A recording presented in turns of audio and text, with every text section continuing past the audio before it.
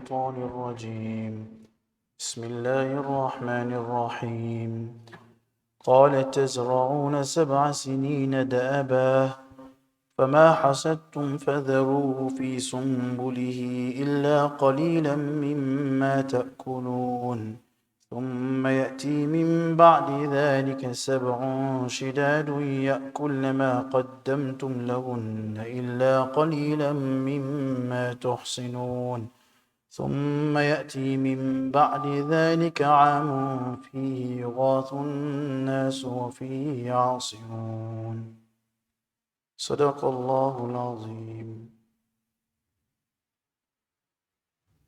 Respected brothers and my dear young friends,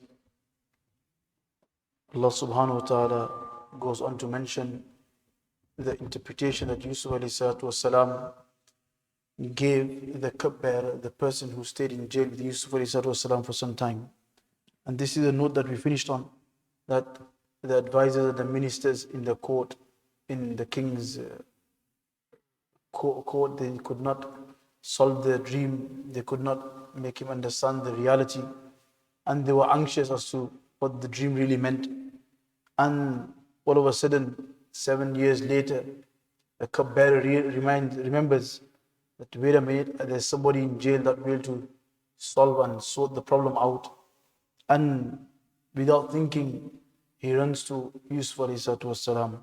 And we mentioned that the exemplary and the high standards of Yusuf alayhi salam's character, that the cupbearer did not stop for a moment.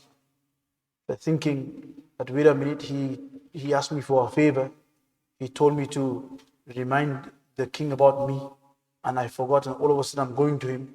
What will he say to me? What if he shuns me? What if he ignores me? What if he doesn't entertain me? He did not think that for a moment. Because some ulama say that the cupbearer knew very well that Yusuf alayhi salam's akhlaq are so high that although I have faulted, although I have done wrong, I forgot what he told me, I did not do as he instructed me, but his character is so high that he will not remember this, and in fact, he will, even if he does remember, he will not admonish me or will not reprimand me. So that's why he went straight away. He did not tell other people that there is a person in jail, but I'm not going to go to him because I'm scared, I've done something wrong.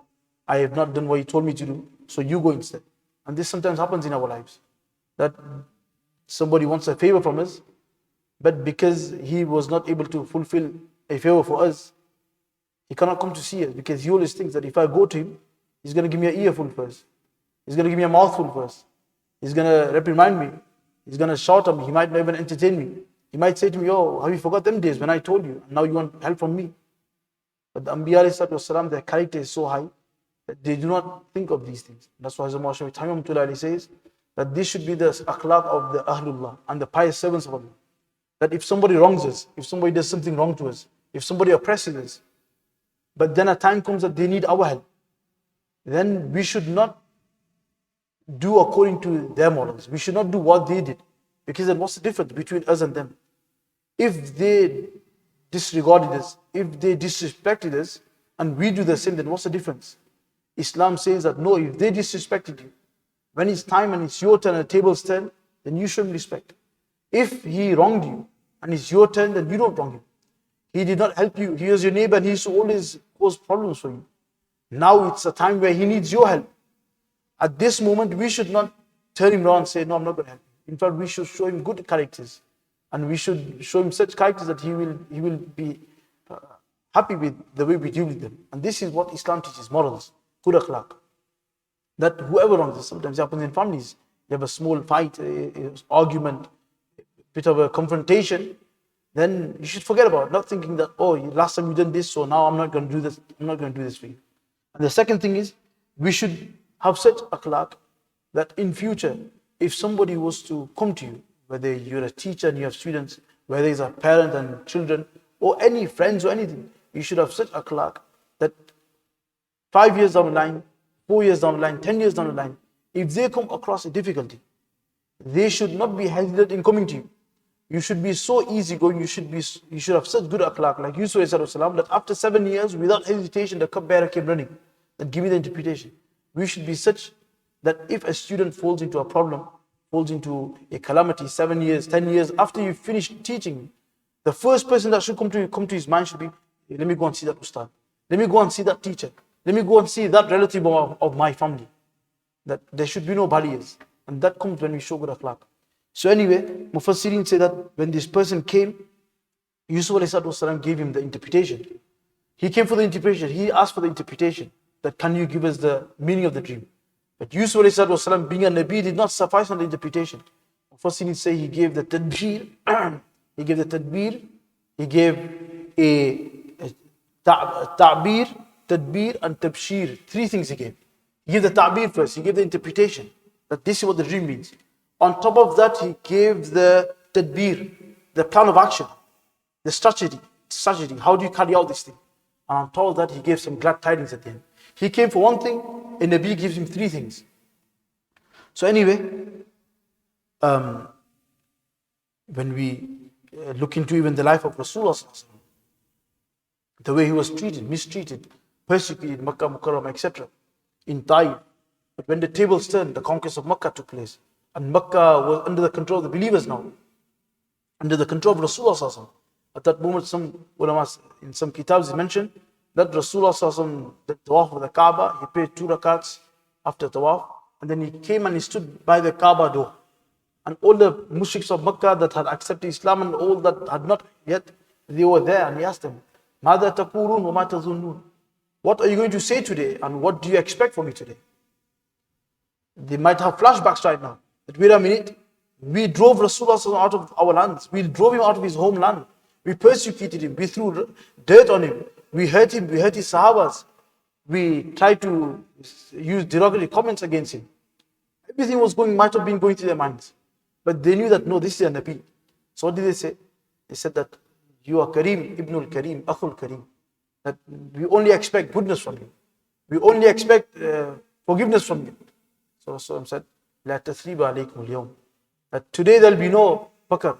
Today there will be no retaliation, no revenge. All of you are free. All of you are free. Go. And same with the waqi of Thaqif, Banu Thaqif, which we hear in Fazail Amal, day and day out. When Rasulullah went to Taif, Makkah, the times became very hard in Makkah, Makkah. After the demise of Hazrat Khadija and Abu Talib radiallahu, Hazrat Khadija radiallahu anha, Hazrat Abu Talib, the time became very hard on Rasulullah. They become, the mushriks of Makkah became very harsh on Rasulullah. So he thought, let me go to Taif and the Banu Thaqif might listen to me. They might accept my call and I might gain some strength from them. So he went to Taif, and when we hear Taif, we think it's around the corner, roughly 40 miles from Makkah. He went walking all the way to Taif, and there he went to the leaders of Taif, the clans, the leaders of the clan, and he propagated deen and he presented Islam to them. But none of them gave him a positive answer. They were all negative answers and derogatory comments, and they tried to make fun. Rasulullah left there and he went to the general people. They started becoming abusive and they started throwing stones. Rasulullah went back from Taif, walking back. They started hurling stones at him, and he was bleeding that his shoes even became stained. So much blood came out. Jibreel came, he was very saddened, he was very hurt. Jibreel comes and he says, Ya Rasulullah, Allah sent the angel of the mountains, and if you want, he can club the mountains together and everything in between will be destroyed. All the people will be destroyed. What do you say? The tables have turned now. It's in Rasul's hand. He's got everything at his disposal. He can do whatever he wants. But the Nabi's shan is so high, straight away he said, no. I forgive them and I have ummid, I make dua that hidayat, that one day from their progeny, someone will accept Islam. So anyway, that's a lesson we learn, that retaliation is not, and revenge is not a lesson. That it's not something that we should take. We should always have our hands open, and we should always forget and move on. So anyway, Yusuf then starts to interpret the dream, and he says, the ayat starts, and Yusuf says that قَالَتْ تَزْرَعُونَ سَبْعَ سِنِينَ دَابًا. قَالَتْ تَزْرَعُونَ. Yusuf said, تَزْرَعُونَ, you will form. Zara yazra means to form. You will form. سَبْعَ سِنِينَ دَابًا, for 7 consecutive years. With mihnat, you will form. You will plant your seeds. You will sow your seeds. The crops will come out, and you will harvest them. فَمَا حَسَدْتُمْ, whatever you harvest from, فَذَرُوهُ فِي سُنْبُلِهِ, leave it in his ears. Leave the grains in the ears, in the actual cover that Allah has created for them. فَذَرُوا فِي سُنْبُلِهِ إِلَّا قَلِيلًا مِمَّا تَأْكُلُونَ, except that you're going to eat. Keep everything else in the ears. Whatever you're going to eat, only take that out. Only extract them from the ears. Only take them grains out, leave the rest of the grains. So Yusuf starts with the 7 fat cows. So basically Yusuf deduced from the 7 fat cows that the king saw in a dream, that the 7 fat cows referred to 7 years of goodness, 7 flourishing years, 7 years where the crops will grow, there will be a great yield, lots of crops, lots of animals, lots of rain falling. So he's saying at that time, the crops will be abundant. But don't waste it. Don't become extravagant. Don't become negligent. In fact, eat whatever you require. So if you're a farmer and you have just harvested 10 tons of wheat, and you know for the full year, for you and whatever you sell in the localities, you need 2 tons. Then use that 2 tons. Take them out of their ears. Take them out of the spikes. But the other 8 tons are left, leave them in the ears. Don't use them. And don't waste. Don't overspend. Don't be extravagant. Why? فَمَا حَسَدْتُمْ فَذَرُوهُ. Whatever you have preserved, you will need this. Because later on, there's going to be very severe years. 7 years of drought. 7 years of famine. So, Yusuf give the interpretation. On top of the interpretation, he also gives the strategy. This is a Nabi in his youth, sat in a jail, and he is devising a whole strategy. What people do now in massive organizations, in massive institutions, on governmental levels, of people are sat and they are making strategies. That if this happens, if the gas stops, how do we preserve what we've got? How do we make extra reserves? Where can we store it? Yusuf in a moment, within a moment, he comes out with the strategy. That the strategy to protect yourself from the famine is that leave the grains in the cones and don't take them out. Because if you take the grains out, then once they are out from the gilaf, once they are out from the cover that Allah has created, then these grains will get bacteria, they can have insects growing in them, and they will rot. But as long as you leave it in the cover that Allah has created, nothing will happen to them. And these grains, remember, you are harvesting right now, these grains have to last how many years? 14 years.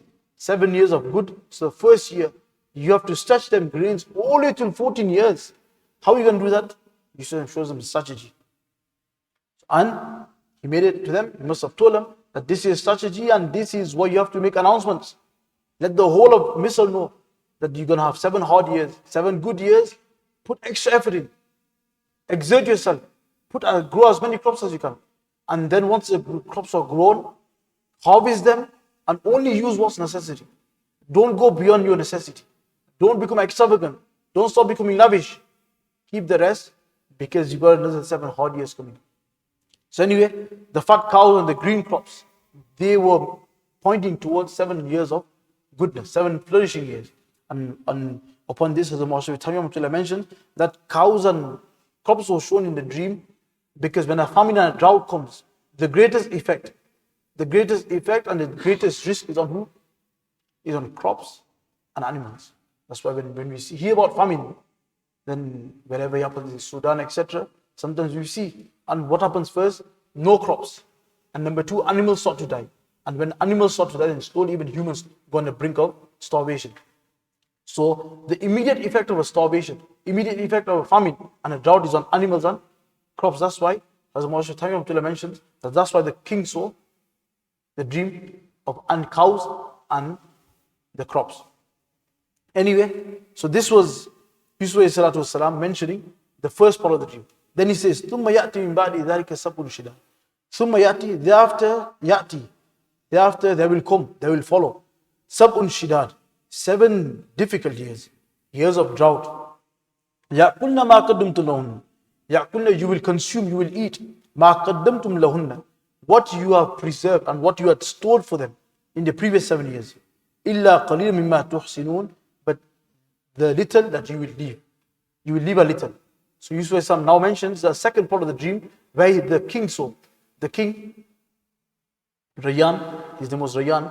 The king, what he saw in the part of the dream was that 7 fat cows and 7 thin cows come and they eat the 7 fat cows.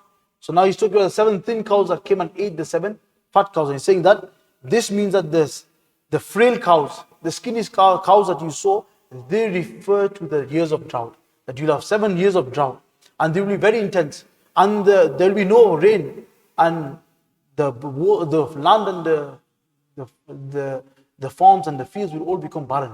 Nothing will grow out from them. So what do you do then? Then you will eat what you have preserved, or you will eat whatever you had kept behind. إِلَّا قَلِيلًا مِمَّا تُحْسِنُونَ.